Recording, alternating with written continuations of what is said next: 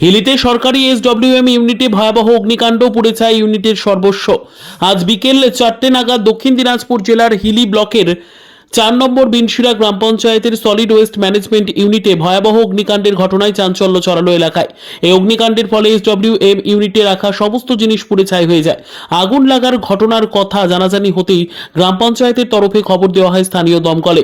এরপর দমকল বাহিনী এসে কিছুক্ষণের চেষ্টায় আগুন নিয়ন্ত্রণে আনে। পাশাপাশি ঘটনার কথা জানতে পেরে ঘটনাস্থলে উপস্থিত হয় হিলি থানার পুলিশ এবং পুরো পরিস্থিতি খতিয়ে দেখেন। এই ঘটনার বিষয়ে 4 নম্বর বিনশিরা গ্রাম পঞ্চায়েতের সেক্রেটারি অমিত দাস জানান, বিকেল 4টে নাগাদ সলিড ওয়েস্ট ম্যানেজমেন্ট ইউনিটে আগুন লাগে।